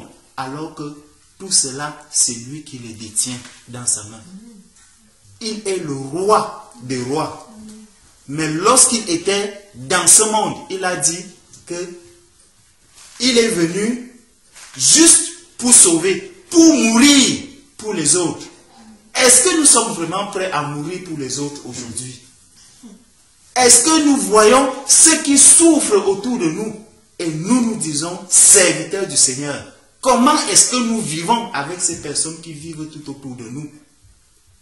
Nous sommes dans une opulence qui n'a pas de nom, alors que dans notre entourage, il y a des misérables. Jésus, lorsque nous avons vu, il a regardé la foule qui a passé 3 jours sans manger. Il a dit non, je ne peux pas laisser partir ces personnes. Aujourd'hui, nous sommes devenus des serviteurs, mais qui n'arrivons même pas à donner à manger aux fidèles qui sont autour de nous. Quand je me rappelle que beaucoup, dans des villages, chez moi, apportent des œufs, et tu vois une vieille maman qui te nourrit chaque jour, qui se nourrit mal. Lorsqu'elle se rend à l'hôpital, on lui dit, tu manques de vitamines, mais elle prend des œufs pour aller donner au prêtre. Ce prêtre qui a déjà un salaire, qui vit dans une opulence, et il reçoit ses œufs. Et il dit que le Seigneur te bénisse. Quelle bénédiction! Quelle bénédiction le Seigneur va donner à cette dame. Est-ce que tu sais que toi, le serviteur, c'est toi que le Seigneur voudrait utiliser pour que cette femme connaisse que réellement Christ, c'est celui-là qui est venu donner à manger à ceux qui n'avaient pas, à ceux qui avaient faim, qui est venu donner à boire à ceux qui avaient soif. Parce que lui-même dit, j'avais faim, tu m'as donné à manger, j'avais soif, tu m'as donné à boire. Voilà comment connaître Christ. Mais est-ce que nous connaissons encore Christ de cette manière aujourd'hui? Nous connaissons Christ aujourd'hui dans le fait que Christ va me donner des grandes choses. Christ va me faire ceci, Christ va me faire cela. Est-ce que c'est vraiment ça, connaître Christ? Le Seigneur dit, il voudrait nous amener à la connaissance du Fils de Dieu, à l'état d'homme fait, à la mesure de la stature parfaite de Christ. Voilà la stature parfaite de Christ. Christ n'est pas venu pour nous donner la richesse de ce monde. Christ est venu pour sauver ce qui était perdu, pour qu'il y ait de l'amour entre nous, afin que nous ne soyons plus des enfants flottants et emportés à tout vent de doctrine. Quand nous voyons comment les hommes, les politiciens se comportent d'une certaine manière, nous qui nous disons serviteurs de Dieu, nous nous comportons également de cette manière. Nous faisons de la politique.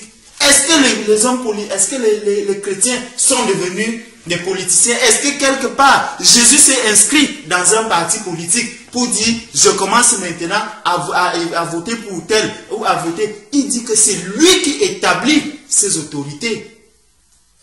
Nous devons servir le Seigneur dans la droiture, sans parti pris. Veillez à ce que l'évangile, le vrai évangile du Seigneur soit annoncé dans le monde. Que nous ne vivons pas comme des hommes politiques en regardant, bon, qu'est-ce qu'ils sont maintenant en train de faire à gauche, à droite? Oui, voilà, je prête l'oreille à gauche, je prête l'oreille à droite, je fais ceci, je suis de ceci, je suis de cela. Non, ça, ce n'est pas le service du Seigneur. En aucun moment, Jésus-Christ ne s'est mélangé. Il a dit, lorsqu'on lui avait apporté la pièce, il avait regardé qui est sur cette pièce. Il a dit César, il a dit donnez à César ce qui est à César et à Dieu ce qui est à Dieu. Comment aujourd'hui, nous qui nous disons connaisseurs du Fils de Dieu, nous voulons mélanger à la fois César et Dieu? Ça n'a plus de sens. Ça veut dire que nous ne connaissons plus Christ, nous ne connaissons plus qui est le Fils de Dieu. Mais nous nous plaçons devant la troupe, devant la foule, pour leur annoncer un message. Quel message allons-nous annoncer à cette foule? Le message de César, le message de Dieu ou le mélange? Si tu peux annoncer le message de Dieu, abandonne César. Retourne le dos à César. Donne à César ce qui est à César. Et à Dieu ce qui est à Dieu. Dieu dit, je suis l'amour, je suis le chemin, je suis la vérité, je suis la vie. C'est la vie que le Seigneur vient donner aujourd'hui. Le Seigneur n'est pas venu pour donner les choses, pour donner le bien de ce monde. Ce n'est pas pour ça, c'est pour donner la vie. Mais si nous-mêmes, nous ne connaissons pas déjà le chemin qui vient vers le Seigneur, et nous voulons traîner encore la foule, où allons-nous amener? C'est dans la perdition. Voilà pourquoi beaucoup vont se croire être sauvés. Mais le jour du jugement, on leur dira que je ne vous ai jamais connu. Et ils seront étonnés. Ils diront, mais Seigneur, chaque jour j'allais au culte le dimanche. Le Seigneur dit, quel culte? Tu étais là-bas pour servir qui? Lorsque vous avez regardé à l'effigie, est-ce que vous avez vu mon nom? Non, on a vu Florence, église Florence. Le Seigneur dit, est-ce que je m'appelle Florence? Je ne t'ai jamais demandé d'aller dans l'église Florence. Je t'ai demandé de t'attacher à ma parole, de pratiquer ma parole. Je ne t'ai pas demandé d'aller t'attacher à l'église Florence. Voilà pourquoi beaucoup seront perdus. Voilà pourquoi beaucoup sont même déjà perdus. Et lorsqu'on se retrouve dans ce chemin de la perdition, le chemin du retour est très difficile. Le voile se retrouve fait devant nos yeux et nous n'arrivons plus à ouvrir les yeux pour voir la vérité. Le Seigneur nous dit qu'il veut, son souhait, c'est que nous parvenions à la connaissance parfaite du Fils de Dieu, afin que nous soyons des hommes parfaits, que nous ne soyons plus des enfants. Un enfant à qui tu vas dire, va à gauche, il va à droite, il va à X, il va à Y, il va. Non, un serviteur de Dieu s'attache à la parole de Dieu et il subit toutes les épreuves, parce que celui qui connaît Christ, c'est que Christ a souffert. Et si tu es un serviteur de Dieu et que tu ne souffres pas, ou que tu fuis la souffrance, tu ne connais pas encore Dieu. Tu dois encore faire le chemin retour. Tu dois encore t'arrêter un instant pour te poser la question, Seigneur, où est-ce que tu te trouves? Parce que celui-là n'a pas encore trouvé le vrai Christ. Il ne connaît pas encore le Christ que la parole de Dieu nous présente. Et il nous dit, je vais déjà finir.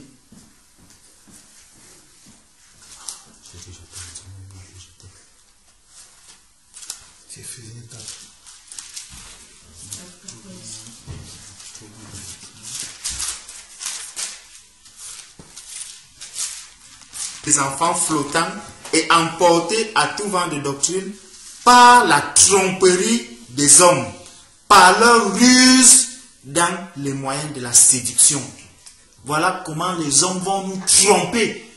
Tu es déjà trompé toi-même, tu sais, et beaucoup sont conscients du fait qu'ils sont déjà trompés.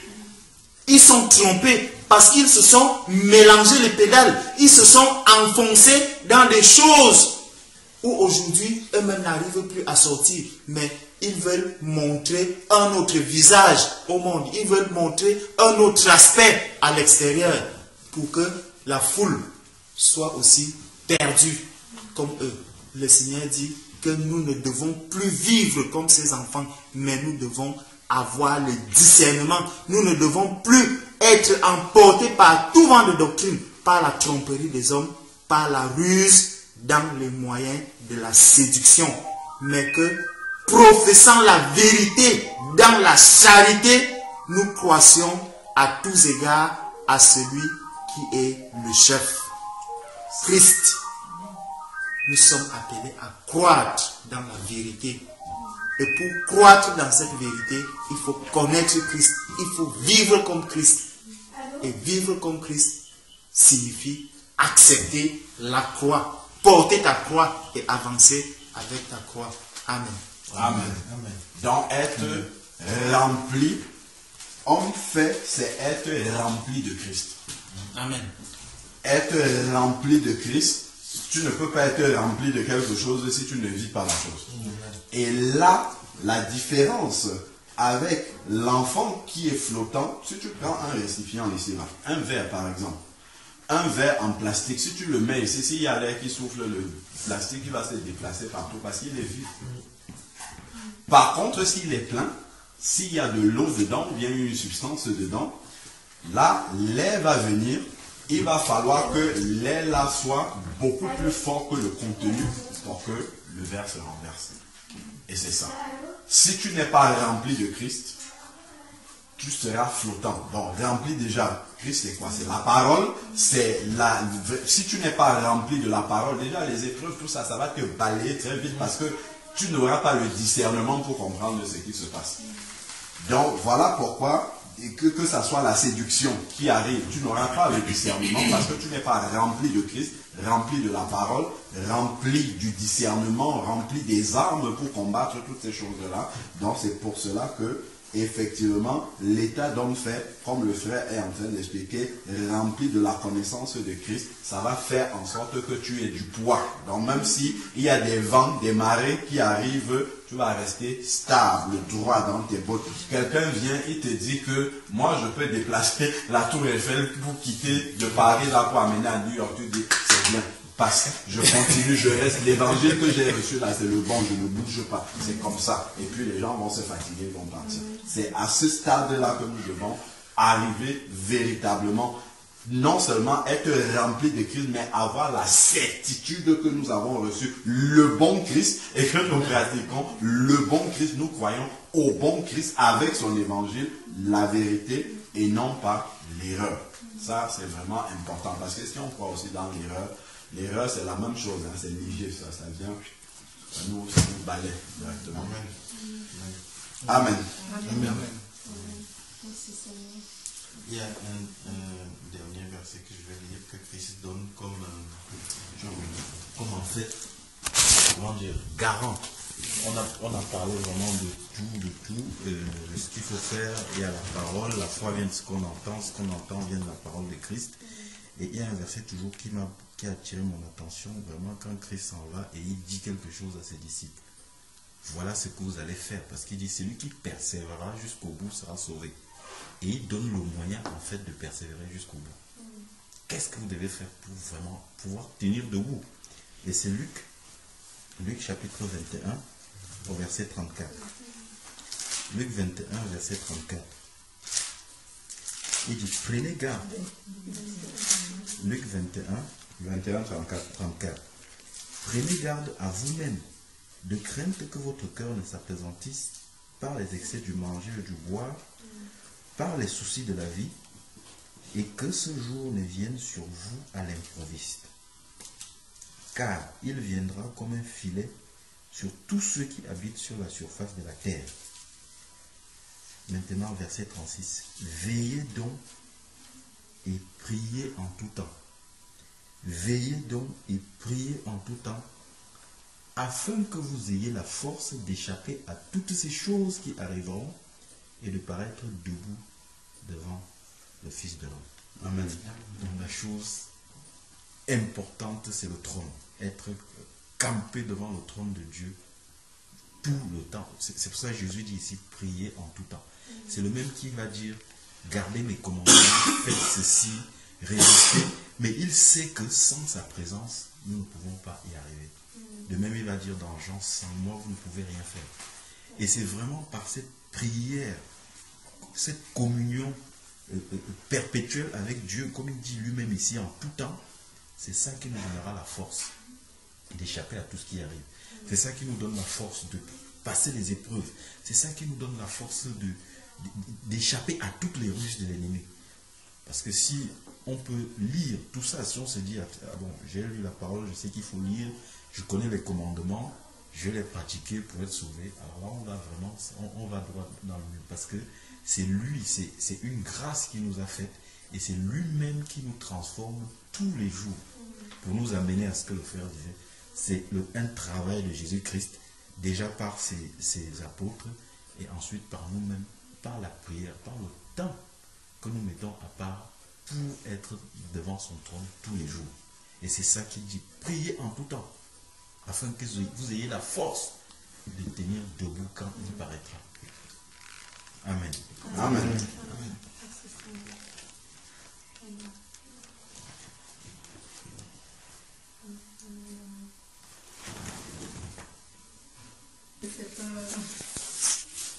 C'est pas moi qui vous reçois, c'est vous qui me recevez. C'est vous qui êtes venu vers moi et c'est vous qui m'avez encore reçu. Et comme le frère Alain Patrick disait, le Seigneur fait toutes choses belles en son temps. Il nous connaît, il y a des choses en nous, parce qu'il nous aime beaucoup. Il veut que nous traversions une situation pour qu'il nous parfait davantage. Seulement, il faut que nous prenions conscience que nous avons mal géré les situations. Et quand nous prenons conscience, il nous fait voir le négatif qui est encore en nous. Et c'est vrai que il s'est passé une situation ces derniers temps. Je suis passée par des moments d'incompréhension. Je ne pouvais plus manger, je ne pouvais plus boire, pas parce que je jeûnais, mais parce que j'étais vraiment dans un moment de doute, d'incompréhension totale et parfaite. J'ai même pensé retourner à l'église bâtiment parce que je me suis dit, j'avais jamais vu ça là-bas. Et j'en ai fait part à Alain Patrick qui m'a exhorté. J'ai reçu, mon esprit a reçu, mais ma chair était tellement faible que j'étais déstabilisée et perdue. Et quand j'ai donc pensé retourner, parce que même les filles, j'essaie aussi de les emmener dans la marche. Donc Emmanuel la grande, c'est un peu l'âge délicat. Et j'ai dit, Seigneur, comment je vais rester coupée? C'est toi qui m'as fait sortir de ces assemblées. Je n'avais aucun problème là-bas. Tout se passait plutôt bien. Les enfants avaient bâti autour d'eux, le cercle d'amis. Et tu me dis de sortir avec elles, qu'est-ce que je vais leur dire? Moi, j'avais rien à dire aux enfants, mais le Seigneur lui-même leur a parlé.